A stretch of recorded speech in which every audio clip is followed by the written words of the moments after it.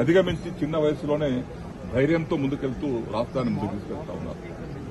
వారిని మెచ్చుకుంటా ఉన్నాను, అభినందిస్తా ఉన్నాను. వాళ్ళ కేబినెట్ కూడా అభినందిస్తా ఉన్నాను. కాబట్టి మంచి ఆలోచనతో వారు వచ్చారు. నేను కూడా మంచి ఆలోచనతోటే నా జీవితంలో రాజకీయంగా నేను ఆశించేది ఏం లేదు. నేను ఆశించేది రైతు సంక్షేమం. నేను వ్యవసాయ శాఖ మంత్రిగా చేశాను, బ్యాంక్ చైర్మన్ గా చేశాను. ఇవన్నీ రైతుతో ముడిపడ్డటువంటి సంస్థలు ఇవన్నీ.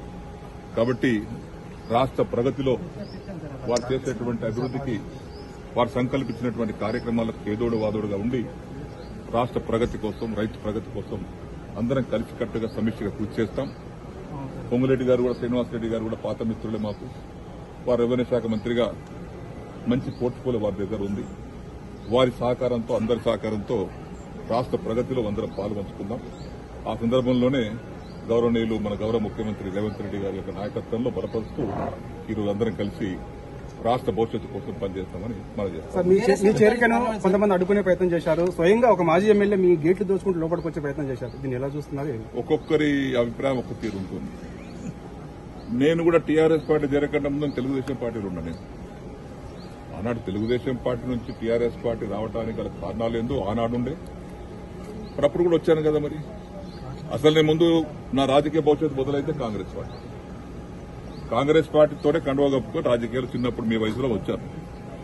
మళ్ళా కాంగ్రెస్ పార్టీ, తెలుగుదేశం పార్టీలో 27 సంవత్సరాలు ఉన్నాను.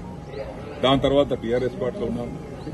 ఇప్పుడు చివరగా రేవంత్ రెడ్డి గారు చేస్తున్నటువంటి కార్యక్రమాలకు నేను మెచ్చి, నచ్చి, ఆకర్షితులై వారిని బలపరచాలి, వారి నాయకత్వం బలపరచాలి. యువకులు వారిని మనము మంచి విధంగా సమర్థించినట్టయితే రాష్ట్రం బాగుపడుతుంది. వారికి ఓపిక ఉంది, వయసు ఉంది. ఇంకా 20 ఏళ్ళు రాష్ట్రానికి నాయకత్వం వహించేటువంటి ఓపిక వారికి ఉంది. అటువంటి వారిని మనం ప్రోత్సహించాలి. మాకేం అవసరం లేదు, మా వయసు అయిపోయింది, మేమే ఇంకా పదవుల కోసం, దానికోసం, దీనికోసం కాదు. పనిచేసేటువంటి నాయకులను సమర్థించాలి గట్టిగా, మనస్ఫూర్తిగా ఉద్దేశంతో వారి వెంబడి ఈరోజు రావడానికి సిద్దపడ్డాను. వారిని కూడా భగవంతుడు ఆశీర్వదించాలని ఆశీర్వదిస్తా ఉన్నాడు. దేవతలు పైనుంచి దీవిస్తామే. చూడండి ఎంత శుభసూచకమా. కాబట్టి భగవంతుడు ఆశీర్వదిస్తున్నాడు. కాబట్టి వారి నాయకత్వంలో నేను పనిచేయడానికి సిద్ధంగా ఉన్నాను.